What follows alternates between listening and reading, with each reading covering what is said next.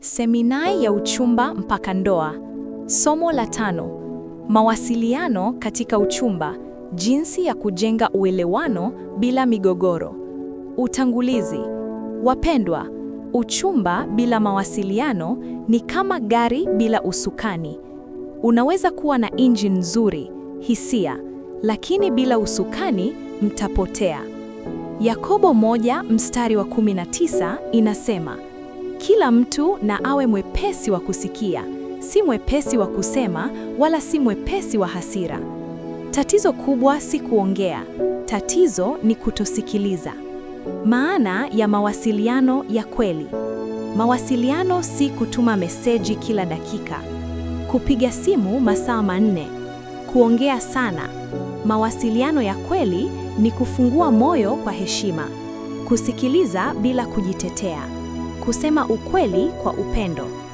Waefeso 4:15 inasema, tuishike kweli katika upendo.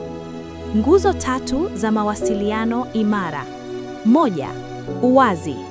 Uchumba si mahali pa kuigiza.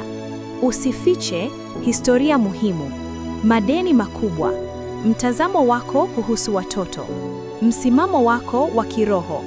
Kuficha ukweli leo ni kujenga migogoro ya kesho. Kumbuka, ndoa ni muungano wa maisha yote, sio wa picha nzuri tu. Kusikiliza kwa moyo. Watu wengi husikiliza ili kujibu, lakini mtu wa hekima husikiliza ili kuelewa. Mithali 18:13 inasema, ajibuye kabla hajasikia, hilo ni upumbavu. Wakati mwenzako anaongea, usikatize, usimdharau, usipuuze hisia zake. Heshimu sauti yake kama unavyotaka yako iheshimiwe. Kusema kwa heshima. Hata mnapotofautiana, epuka matusi, epuka maneno ya kudhalilisha, epuka kumkumbusha makosa ya zamani kila mara. Maneno yanaumba au yanabomoa. Mithali 18:21. Ulimi una uwezo wa uzima na mauti. Mada muhimu za kujadili kabla ya ndoa. Hii ni sehemu ambayo wengi huikwepa, lakini ndoa haipaswi kuwa majaribio. 1. Fedha.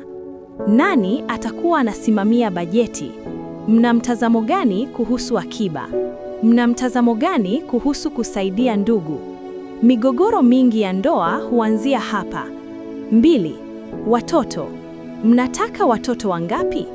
Malezi yatakuwa ya namna gani? Nidhamu itasimamiwaje? 3. Huduma na kanisa. Mnaabudu wapi? Mna mtazamo gani kuhusu kutoa? Mko tayari kushiriki huduma?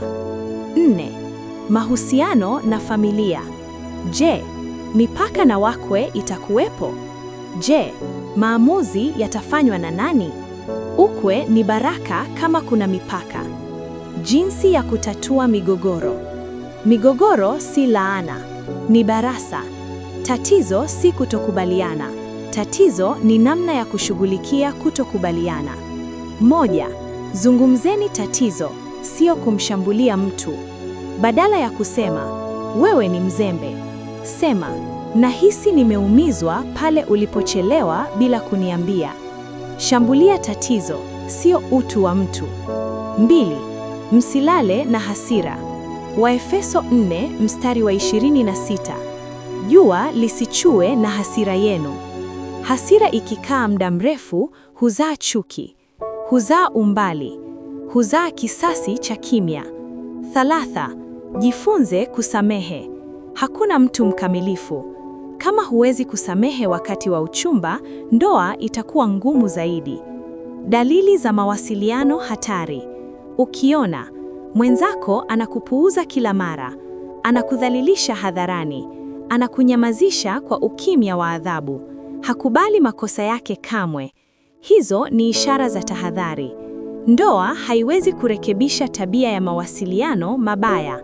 Siri ya mawasiliano yenye afya: kuomba pamoja, kusoma neno pamoja, kuweka muda wa mazungumzo ya kina, kuheshimu tofauti zenu. Amos 3 mstari wa 3, kupatana si kufanana, bali kuelewana. Hitimisho. Wapendwa, upendo huanza kwa hisia, lakini hudumu kwa mawasiliano. Kama huwezi kuzungumza sasa, ndoa haitafanya iwe rahisi. Mungu ni Mungu wa utaratibu, na mawasiliano ni daraja la amani. Maswali ya tafakari. Je, mimi ni msikilizaji mzuri? Je, naongea kwa heshima hata ninapokasirika? Je, kuna mada nimekuwa nikiikwepa kwa hofu? Je, najenga au nabomoa kwa maneno yangu? Sehemu inayofuata sasa ni ya kina zaidi. 3. Uchunguzi wa tabia, character assessment. Jinsi ya kuchunguza kabla ya kuoa au kuolewa.